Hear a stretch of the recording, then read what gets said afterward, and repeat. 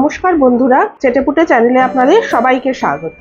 আজকে আমি আপনাদেরকে চিংড়ি আলু পোস্তর একটা রেসিপি বানিয়ে দেখাবো। খুব সহজে এটা বানানো যায়, খেতে কিন্তু খুবই সুন্দর হয়। তাহলে চলুন এটা বানাতে আমার কি কি লাগছে প্রথমে সেটা বলে দিই।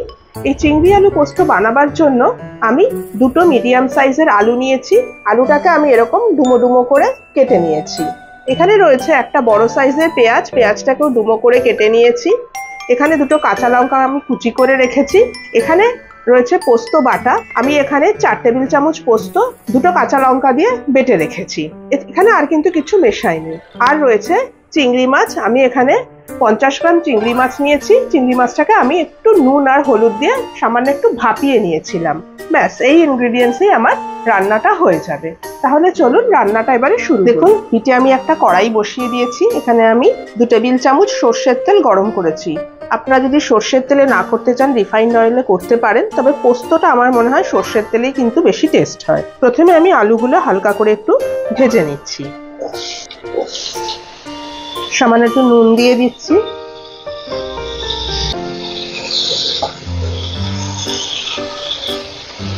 এবার কিছুক্ষণের জন্য আমি ঢাকা দিয়ে দিলাম। কিছুক্ষণ বাদে আমি আলুটা একটু ভাজা হলে আমি ঢাকাটা খুলে আপনাদের দেখাচ্ছি। দেখুন, ঢাকাটা আমি সরিয়ে নিলাম।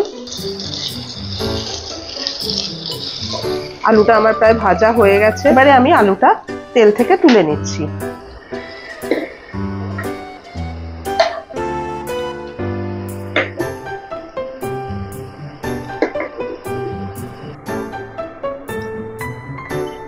এবার যেটুকুনি তেল আছে কড়াইতে তার মধ্যে আমি আরো 1 টেবিল চামচ সর্ষের তেল দিয়ে দিচ্ছি।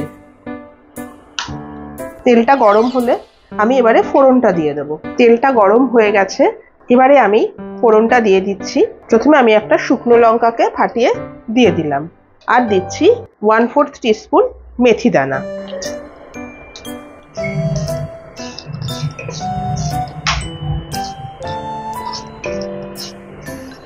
মেথির পরিবর্তে আপনারা কালো জিরে দিতে পারেন, 5 ফোড়ন দিতে পারেন, যার যেরকম পছন্দ।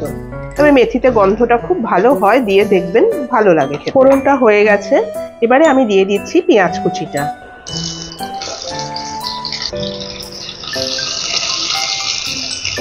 এর সাথে আমি কাঁচা লঙ্কা কুচিটাও দিয়ে দিলাম। এবারে আমি দিয়ে দিচ্ছি চিংড়ি মাছটা।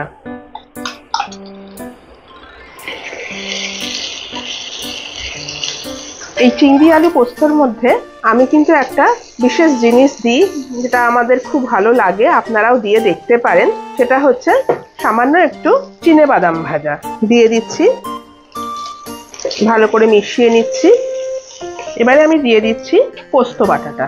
চিনেবাদামটা দেবেন অবশ্যই, দিয়ে একবার অন্তত বানিয়ে দেখবেন, সত্যি খুব ভালো লাগে খেতে।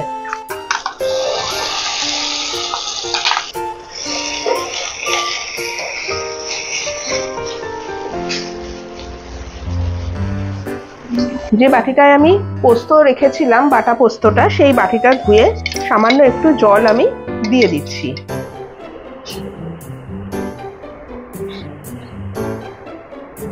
আলুটা ভাজার সময় আমি একটু নুন দিয়েছিলাম, আবার আমি একটুখানি নুন দিয়ে দিচ্ছি। আর দিচ্ছি সামান্য একটু চিনি। পোস্ততে একটু চিনি দেবেন, কিন্তু খেতে খুব ভালো লাগে। 1 টিস্পুন মতো চিনি আমি দিলাম। ভালো করে একটু মিশিয়ে নিচ্ছি। এবারে আমি ভাজা আলুগুলো অ্যাড করছি। ভালো করে মিশিয়ে নিলাম। আবার 1 টেবিল স্পুন মতো জল দিয়ে দিলাম।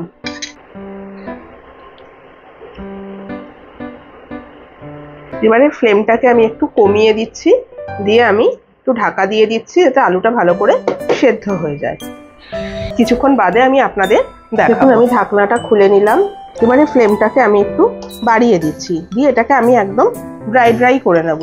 আপনারা যদি এরকম গ্রেভি রাখতে চান রাখতে পারেন, কারণ পোস্ত তো একটু ঠান্ডা হলে কিন্তু আরো শুকিয়ে যায়।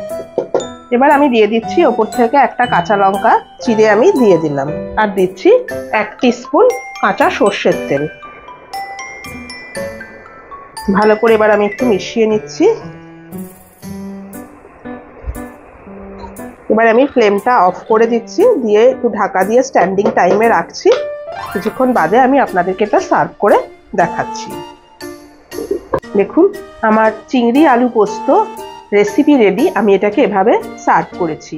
আপনারা এটা অবশ্যই কিন্তু একবার বাড়িতে ট্রাই করবেন। চিনে বাদামটা কিন্তু অবশ্যই দেবেন, আর বানিয়ে এটা কিন্তু গরম ভাতের সাথেই খেতে কিন্তু বেশি ভালো লাগে। আমার এই ভিডিওটা যদি আপনাদের পছন্দ হয়ে থাকে তাহলে অবশ্যই একটি লাইক করবেন, আর আমার চ্যানেলটিকে সাবস্ক্রাইব করে আমার পাশে থাকবেন প্লিজ। আর পাশে থাকা বেল আইকনটিকে প্রেস করবেন, যাতে আমি যখনই কোনো ভিডিও আপলোড করব তার নোটিফিকেশন খুব তাড়াতাড়ি আপনাদের কাছে পৌঁছে যায়। তাহলে আজকে চলি, আবার চলে আসবো অন্যদিন নতুন কোনো রেসিপি নিয়ে। সুস্থ থাকবেন, ভালো থাকবেন, নমস্কার।